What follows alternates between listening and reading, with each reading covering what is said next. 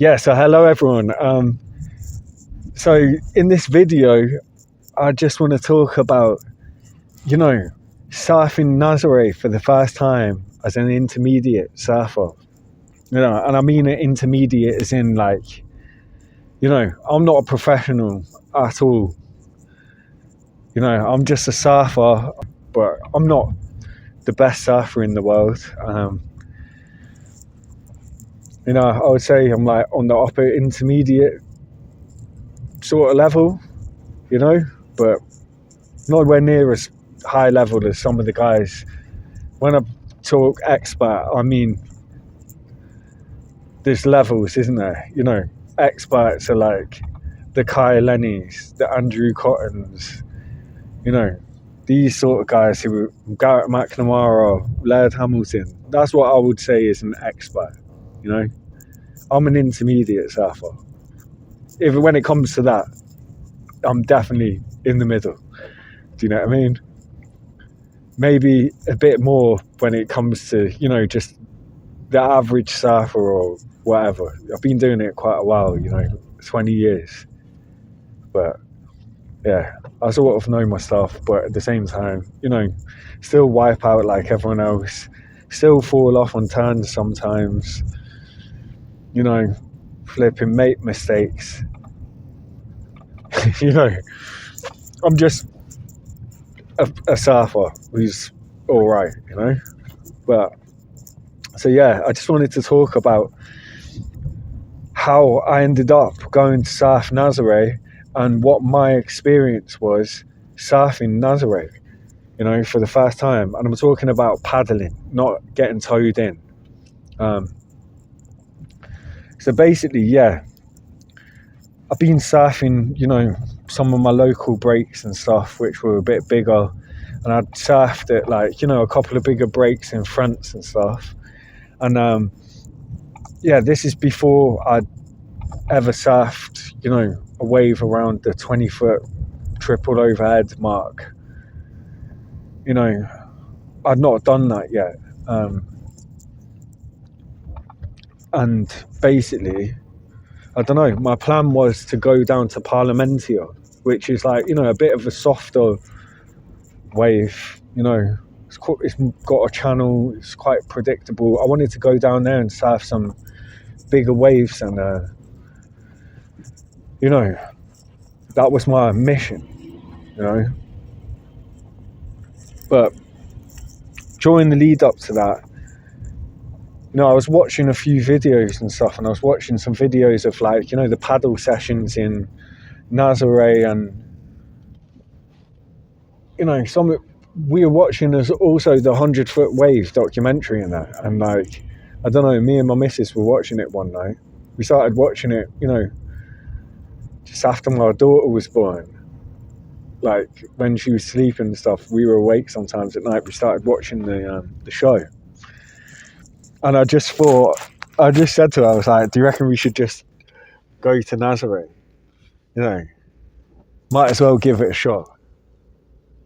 Because like, I thought, if I'm gonna try and surf bigger waves, like it sounds nuts now, but yeah, going to one of the most mental places. But I wasn't expecting to surf it at like 100 foot. I wanted to paddle.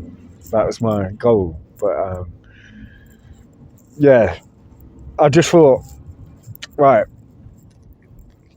I'll just go for it then. Might as well just go there. So I thought, all right, I'm going. I'm scared. Like every video I watch there of Nazare, I'm like, even on the paddling days, I'm like, this place just looks flipping nuts. Like it is. Yeah. I don't think that, you get some surfers who say like, oh, Nazare's a mush burger and all this. Like, let me tell you from first hand, yeah, it's not. It's a flipping powerful wave. Like the canyon creates real power, even when it's not big. It's powerful, really powerful. Yeah. But I didn't know this at the time.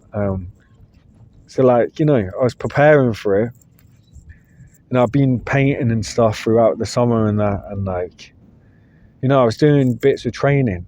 Like, I still hadn't fully had a grasp on what I was capable of and stuff. And it's hard to find the resources for training online and that.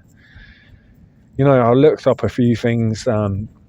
Chris Ray's got a good channel on YouTube. It's called Better Late Than Never, which is a guy who's from California, and he's documenting his process of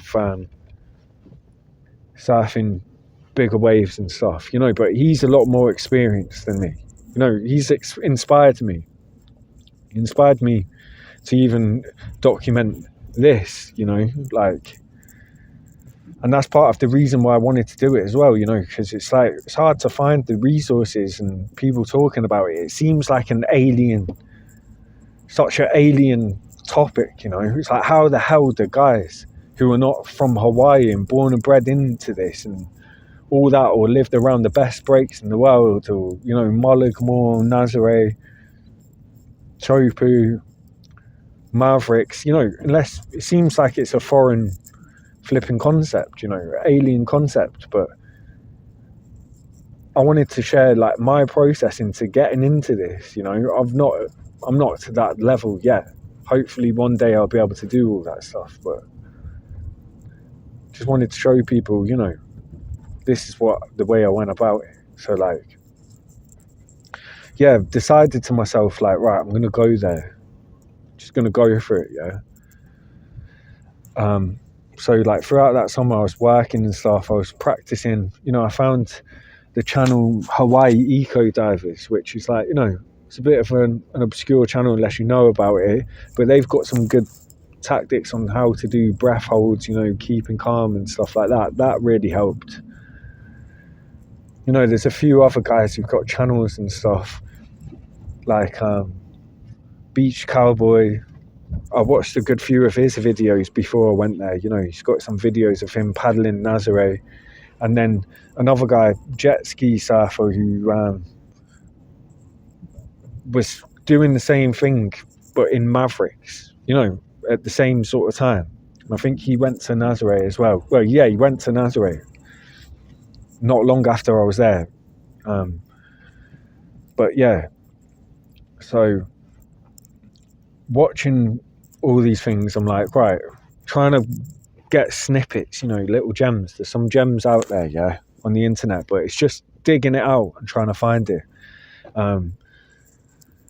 So I was doing my research and that, and like, the unknown really is like, how badly are you going to get smashed on these waves? Because you're stepping up into the next level of power. Like, it's not really like your own local break, unless your own local break is pretty heavy. Like, we've got some heavy ones here, and they're pretty heavy, but like, when you compare it to Nazare, Nazare is like next level power.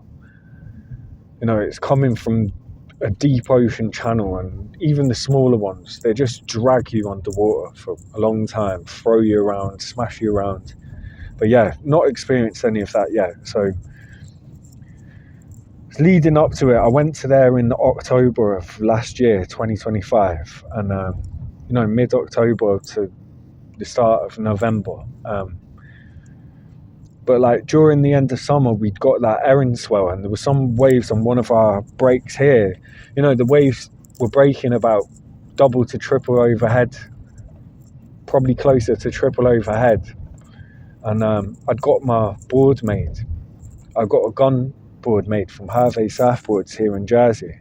And, I took my board out then. I was like, whoa, this is catching the waves pretty nice and that. And, I caught some big ones, and that sort of set me off. I was working with a guy called James at the time, and I was just chatting to him about it all the time, probably chewing his ear off, like, I'm so hyped up. I'm obsessed with it, like, I want to do this. I've probably done everyone's head in. This is like all I talk about. So that's another part of the reason why I want to make this channel as well, because I can just vent all this stuff, the obsession. hopefully to people who are obsessed with it as well, like, so yeah, it's quite good. But so basically, yeah, I went there with my wife and my daughter, so we travelled down there. I drove down in the car to take the boards because it's just a ferry from Jersey to France, a 1 hour ferry. And then, you can get down there. I drove down there, and then my wife went with my daughter on the plane. And I picked them up in Portugal. They left a couple of days after me, got them in Portugal. So, yeah, we went down there and we're staying in, we stayed a couple of days going through the mountains and stuff. And then we got to Nazaré, like, even just the road signs. I was, for months before, I was dreaming about it. I was, before I go to sleep, I'm like scared, like you're thinking, part of the surfing big waves is like your mental preparation. So you're going through every single, outcome in your head. Like, what would I do with this? What with this? You can't think too much, but you have to prepare yourself in your mind, to be able to even get into this stuff and be able to tackle it. You need to know what you're dealing with, but nothing prepares you quite for when the situation arises. Yeah. But yeah, so I'd spent, nights, I'd watch videos and stuff, and it would tense me out. I'd go to sleep and I'd be thinking like, oh my God, that's scary, like this looks scary what the guys are doing. I'd be thinking about it, I'd be like, am I just a fool? Am I, the doubts, you get the doubts. Am I a fool? Why am I, like, what am I getting myself into here? I'd already said to myself, I'm going to do it, yeah. And yeah, it was mad, like, so getting back to the Portugal bit. So we're driving, we're getting towards Nazare, and like, you see the motorway signs start popping up, like Nazare. I'd watch as much footage as I could of Nazare, all the paddle footage I could find, just to, so you can study your brakes. That's another big part of it. You need to study the brakes. So basically, yeah, we're getting there, and I'm like, no way. This is like, we'd left the night before. No, the morning, to get there in the morning, I'm like, no way. Like, we're actually here. Even seeing the signs was surreal, And yeah, so basically, we get there, and we, I got a plan to get there. I was trying to time it with the swell and that, but you can never really rely on the surf reports, the forecast and that. And I'd messaged a few pros on Instagram and people who, were down there surfing and stuff, asking for advice when the conditions are right and stuff. But I mean, Nazaré, you sort of need a west-northwest swell for the canyon to be in effect, like, the effect of the wedge for the waves for it to work properly. So I got there, and it was a smaller day. It was like about 8 foot or something, and it seemed quite nice. Like, I got there, I'm like pulled up at the beach. It's not like what you expect, it really is just a beach break. You can pull up with a car park and you just turn up and you're like, almost like, is this it? Because you're expecting this big, I don't know, you watch it from the footage from the cliffs and stuff, and you're expecting this big, like, place, you get there and you're like, wow, this is just a really heavy beach break, and the smaller it is, the closer it breaks to the shore. Like, what I didn't really know before is it started out as like a bodyboarding wave, because it's basically just like almost like a slab straight onto a shallow, out of deep water, straight onto quite a steep sloping beach. Yeah. So the first day I went out there, I took my longboard as well, and I took a 9-4 gun, and a 9-foot performance longboard. So yeah, first day out, I went out on my longboards. I was getting some good waves. It was hollow. Yeah, it felt all good and stuff. A guy took a photo of me surfing there, and I think it was my first ever wave what I caught at Nazare. And this is a really small day. It'd be big. It'd be fairly sized at a local beach break or whatever. But there, it's just always seems to be bigger than flipping. It always seems to be over edge, yeah.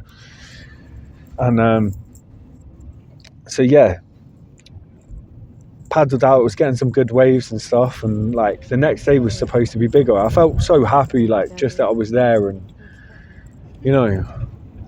getting used to it, and even just to surf there, it's like a bucket list sort of thing. Everyone should go and surf there when it's small as well,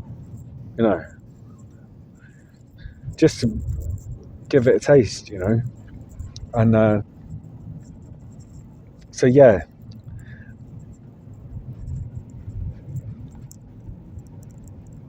I met 2 French guys when I first paddled out there.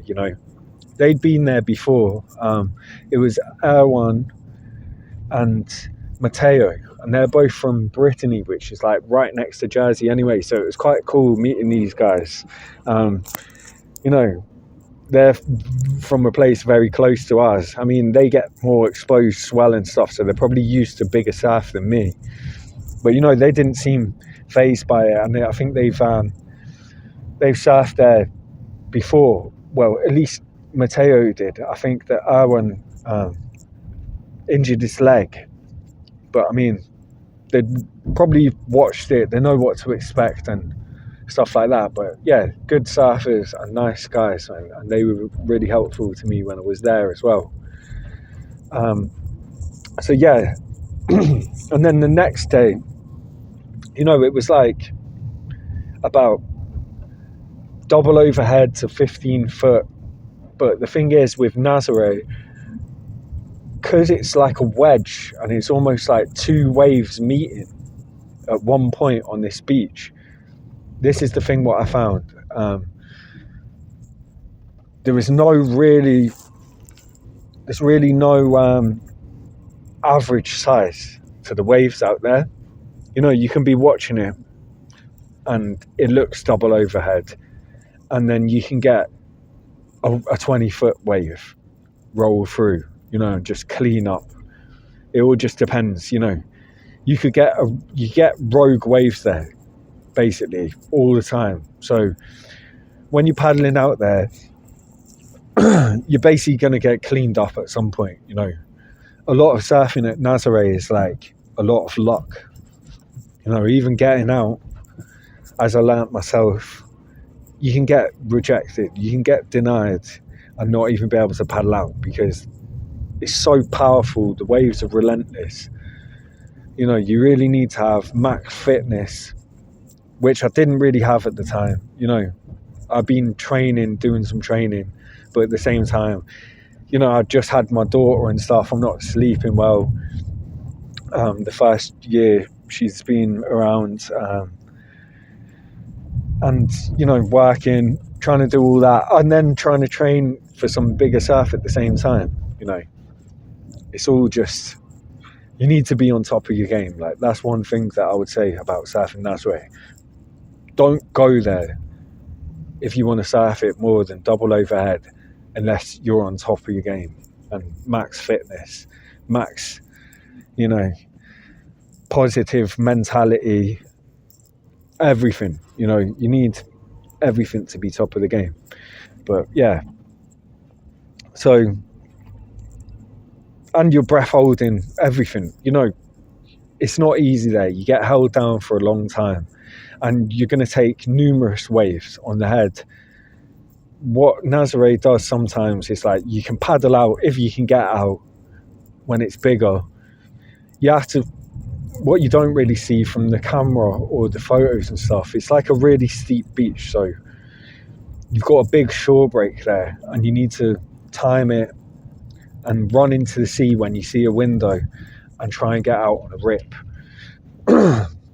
I mean, if you're lucky, you can make it out, or you can paddle around from the town and paddle around the headland, which I've not done. One day I wish I'd done it because it was bigger and I really wanted to get a wave, but I couldn't make it out. But yeah, getting back to it, so I was surfing there on my longboard. It was 12 to 15 foot. There were some bigger sets coming through, which I found out eventually. I got cleaned up by a big set, and it was probably one of my first heavy waves, taking it on the head, and it just snapped my board straight away. It snapped my board like it was nothing, in two pieces as well. Yeah, like two breaks on the board. So I was just, you get washed back in. I caught some good waves that day. I caught a couple of good waves. One of them I've got on film. I'll put up, some shots of it or whatever, some stills. And, I've got some videos from that day of, on the main peak, the waves come in through. There's about 3 peaks there. But the main peak, the waves can pick up really big, yeah. And people were just getting barreled there. Like when you're looking at the wave from the side, it's so hollow. Like, when it's not huge there and it's breaking really further out, the wave is so hollow. It looks like when you see shots from a pipeline from the side, it really chucks out and the wave picks up very quickly and just dumps over. You got to be on your feet quickly. You almost even have to take off on the shoulder on some of them because some of them are unmakeable. It's like probably better for bodyboarders than surfers. But yeah,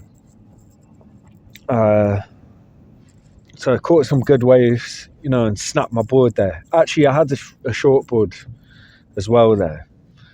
I went out on that a few times, when it was just like head high, 6, 7, 8 foot. Had some good sessions there as well, but it's a really good wave. And yeah, so basically that day I paddled out, I was quite scared. The waves were really hollow. Got some good ones, but at the same time it's a lesson. You're like, right, this place is serious, you can get hurt here. So yeah, so I'd met a few people. It's really bizarre as well being there. You see like these other pro surfers and stuff, and you're sort of like, this is my analogy of it. I like to relate things to boxing as well, because like I love the comparison of both of them, yeah. But it's like being let into the ring to watch like the Mike Tyson fight, yeah. It's like you're like backstage at the show or the concert. But more than that, it's like being let into the ring in the Mike Tyson fight so you can watch the fight. But at the same time, yeah, they're trying to hit you and you're trying to dodge the bombs. And you're at the same time, it's like you're in the fight. Well, you are in the fight, but you get this imposter syndrome as well. Like, what the hell? Should I be here? Why am I here? Because you're looking at these people and, I've seen Nick von Rupp, all these other surfers who are more experienced in this type of thing. Justine DuPont was just there chilling in the car park. It's bizarre, yeah. And then, really good surfers from the UK, Andrew Douglas, who who I actually asked about equipment, and he put me in the direction of having an inflation vest and stuff, which I'm thankful for. And I ended up meeting him there, which was really cool. Like, a down to earth bloke, and he's doing the same thing, just pursuing the big waves, but he's been doing it quite a while. He's further down the line than me, so it was good to pick up some advice from him as well. So Andrew, if you're watching, thank you. Really grateful for that. And what I would say is, don't go there without the right equipment. Get an inflation vest. That ended up saving my ass there. Get a impact vest, because the waves are real powerful. If you get taken down in the lip, your board hits you, you get winded, you're going to want to have the impact vest, because you don't want to be losing your breath at a place like that. You don't want to be getting winded. Get a helmet as well. Even just the shore break in Nazaré is dangerous. People get hurt there. Even just getting in and out of the water is really dangerous. You need to pick your time getting in. Most of the time, when you're catching sets on the head, the waves are that big, they will just wash you straight to the beach. There's no fighting against it, unless you get washed into a rip and you manage to make it back out again. But I would say most guys who were paddling, you're probably getting 3 waves max, per session, and that's if you're lucky. Sometimes you're getting 1 wave and then you're getting washed back into the beach because you got caught inside. Or sometimes, what even happened to myself, you're paddling out and you can't even get out, or you've spent most of your energy trying to get past the shore break into the middle section, so then you can get out, and before you know it, you've copped a set on the head, and that's it, you're washed back in. There was one day when it was bigger, it was probably triple overhead, but it wasn't clean. It wasn't really that predictable. I really wanted to get out that day, and some of the other guys who were a bit more experienced there, they managed to get out. And I think that I just missed my opportunity. Some guys jumped in and got a rip out, and it's weird, like Nazare, it's like these rips just open up and disappear within minutes, and if you're on it, you're on the conveyor belt and you're out. But if you miss it, should have jumped in with these guys at this second, and I probably would have made it out and caught a wave that day. But I didn't. I spent a little bit too late, just ended up catching loads of waves on head, exhausted me. And my last attempt, I think I attempted 4 or 5 times, and on my last attempt, I just about was making it out, got out to the flat water, and I thought, right, I'm out. And then I just seen this massive set come in, and it just landed right in front of me. Just by that time I'd used up all my energy. And then at that point I was like, I didn't use my vest or anything. I put a little bit of air in it just to help bring you back up to the surface quicker, because the hold downs are really long there.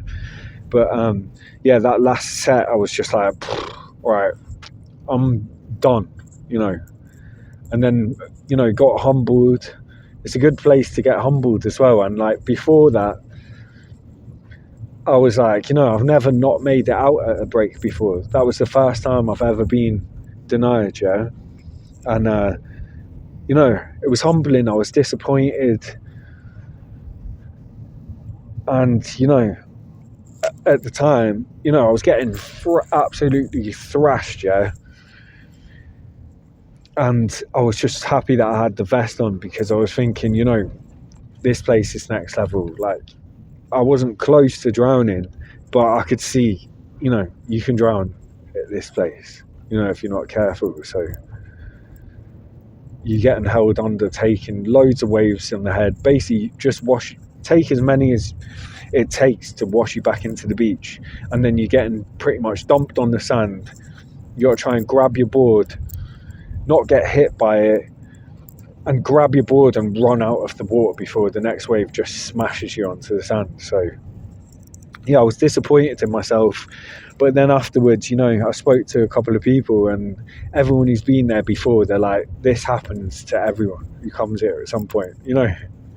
You come there with this ego, like, oh, yeah, I can flip in, I can do it. But like, it will always find a way to humble you, and I'm a humble person anyway. But, you have to have the belief in yourself to even be able to attempt this break. So obviously, I had the belief in myself, and it got shattered, on a big day.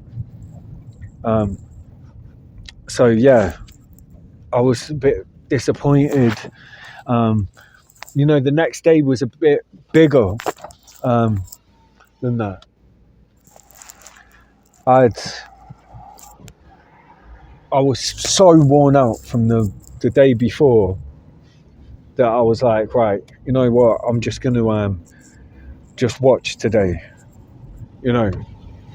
See some of the other guys, and then it's a little bit bigger. And I seen more guys were getting rejected. People tried to get out, couldn't get out. One guy, Matteo, got out, and caught a really big wave. This is the thing about Nazare, yeah. You're gonna see people who are like further along the line than you, and they will show you as well that what the levels are. It's a learning place. This is the best thing I thought about Nazare, is like, you're seeing the next level here. And the inspiring thing about it is you're here, and all the people who were there as well have the same dream as you, So it's inspiring to meet these people, and just, it seems like it's like a brotherhood and sisterhood of people who all want the same thing, and these people are on the same level as you mentally. They love it just as much, and it's just inspiring to meet all these people and see them and see what people are capable of. I was watching guys getting towed in, getting mad barrels, getting spat out of barrels, and you're just watching it and thinking, right, once you see something done with your own eyes, then like you see, right, it's possible. You can experience it. You can then start to break down like how they've done this and what you can do to be able to get to the level. You pick up tips from people. I picked up tips from these guys. But yeah, seeing Matteo catch a really big wave, and then straight afterwards, you got washed in after that, and then straight afterwards a huge set came through and just completely cleared out the entire area where he was sitting, to wait for a wave. And he was lucky as well, because I believe that he'd have been able to take it. But at the same time, it's like, you need to get a wave out there before you get destroyed, basically. So like, you're probably best off, if you're getting out, sit further out. You want to be catching the biggest wave. It's best to go for the biggest wave than get cleaned up by it. Do you know what I mean? So if you're feeling nervous or whatever, just sit further out. But sometimes you sit further out and you're still getting cleaned up. So make sure every time you go out there, be prepared to take the biggest wave on the head, or be prepared to take a bigger wave than you've even seen when you're watching it on the head, because they just seem to pop up out of nowhere out the canyon, and that's the scariest part about it. And it's chaotic as well. The break is there's no safe zone. They're just coming from all angles everywhere. So you got to be on top of your game, be aware and stuff like that. So yeah, I felt disappointed. I had a few days to go back. We'd spent a month in Portugal. and then spending time with my family and stuff. And, we travelled around. And then when my wife and my daughter went back, I had a few days to make it back home. I was in Porto, but I thought, right, I'm going to go back to Nazare just this one day and try and catch some bigger ones, just so I leave on a good note. A couple of days after the day where I got humbled, I went out and, it was pretty big. Still, again, probably double, triple overhead. And I caught some really good ones. It felt like, redemption. But I wanted to go back again and just give it another shot. I didn't feel like I'd got truly what I wanted. But I'm sort of glad, because if you just get everything that you want on a plate, then there's no fun to it. There's no journey to it. And I've always found like the best parts of life are always in the journey. Like, do you know what I mean? You can't just go and surf a massive wave straight out of the blue. It's way more sweeter when you've had to dig in for it. And I still think, I need to get, I'm searching for something more, yeah. But yeah, I reckon probably my biggest waves there were like maybe about double to triple overhead, but powerful. It's not like surfing anywhere else. The waves are really powerful there, yeah. So I went back and I've got some like double overhead ones. Just got a bit more confident than that. And some bigger ones than that. I wish I'd have caught all of my waves on camera, but the season hadn't properly kicked off yet.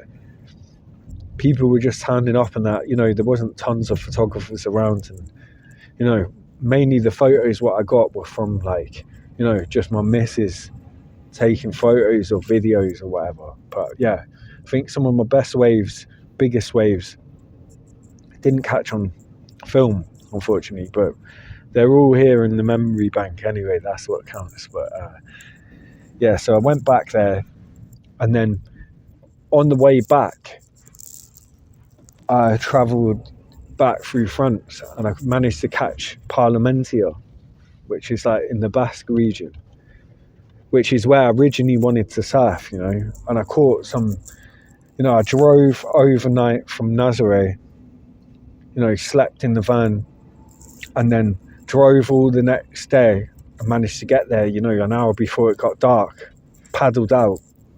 And this is another thing, always check your equipment, yeah, because I've got one of them leashes which you pull the leash pin out of so you can basically escape, so you can get onto the beach, or if you get washed onto rocks or whatever. But basically I was getting hammered in the shore break at Nazaré, and I pulled the leash pin out to let go of the board so I could just run up the beach and then pick up my board when it washes up the beach. But I'd not put the pin back in properly. I was that excited when I got to Parliamentia. I just had 1 hour before it got dark. It was like triple overhead, solid.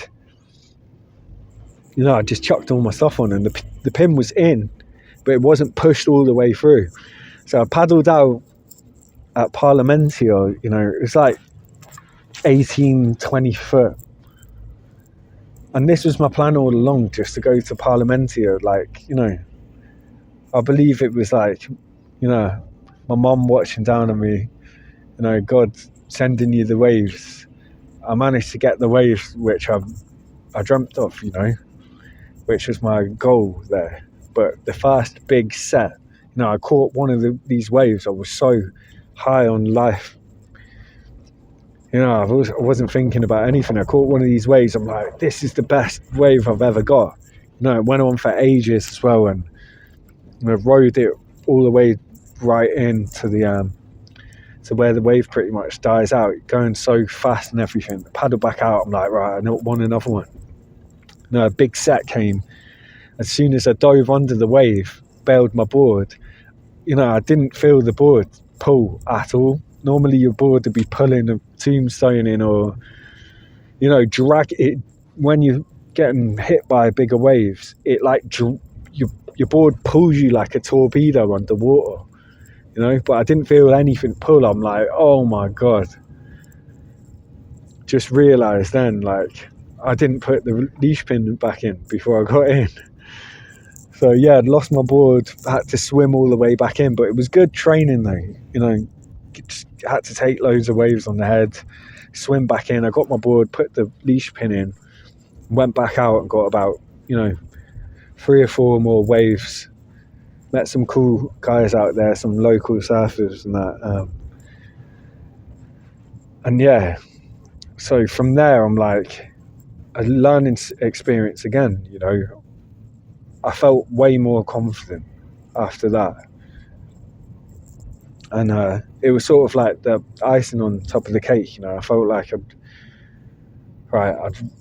going to Nazare was good because, like, you know, even the bigger waves in other spots, they don't seem as powerful, you know. Nazare is so powerful when you go back to other spots and stuff, even when the waves are bigger. The waves were definitely a lot bigger than when I was in Nazare, but for some reason, Nazare and the relentlessness of the waves and the power and stuff just makes other places seem a bit softer. So it is a perfect training ground for big waves, you know. Everyone says that, but it is. So, like, you know, I'd left there, and then yeah, got these waves there, and it was just like, you know, it was like a treat for me. It felt like everything had sort of just come together, you know. Even though I didn't get exactly the waves what I wanted in Nazare, you know, I felt like I've done what I've set out to do, you know. But it's like Pandora's box, you know, with the big waves. Once you've done it, you just want more. You're like, right, I need to go bigger now. I want to surf bigger, and, you know, once you realise you can do it, you just want more. So yeah, it was an amazing trip altogether. And yeah, what I would say about Nazare is, if anyone's thinking about going surfing there,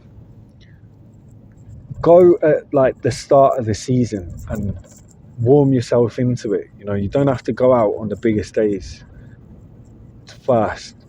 You know, the good thing is, it sort of works the same. The wave works the same at all sizes, apart from when it's bigger, it starts breaking a bit further out and the takeoff's probably a bit softer.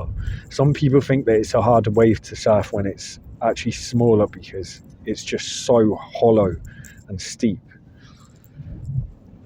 And, you know, if you can make it out on the bigger days, the takeoff is probably a bit more forgiving. I found when it's a bit bigger, it's a bit more forgiving. But because you can go over with the lip and stuff when it's hollow, and, you know, just be prepared for anything there. But yeah, definitely do your training, do your research, and make sure you're prepared.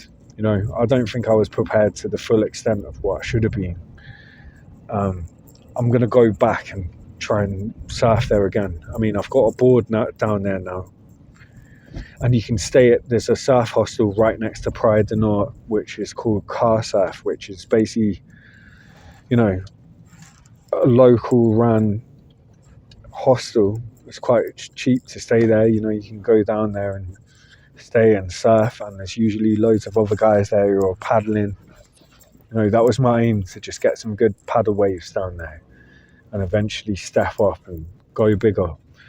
One day I'd like to do toe surfing, but I mean, in that sort of sense, I'm more of like, you know, I feel like I want to do it the old school way, you know, paddle first and pay your dues. Like, you know, anyone can sort of really turn up and pay to get the training to do the toe surfing and stuff. I mean, it's good. Either way, you're going to get some wipeouts and learn and stuff. But I mean, I just feel like you know, the soul of surfing is in the paddling. the toe is an extra to add on to that. But yeah, definitely do your research, and I'll probably do another video just breaking down, everything, what I did or what I found out to just train for it. But this video, I wanted to talk just more about my experience in that. And yeah, for anyone who's looking to get into bigger waves or this and that, it's not unreachable. Like, it's a surf spot like anywhere else. Yeah, it's next level. It's flipping crazy. It is mad.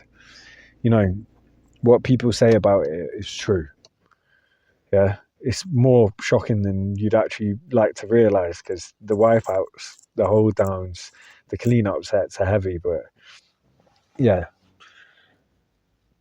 make sure you're prepared. But it's not outside of the realm of doable if you're comfortable in bigger waves, bigger surf.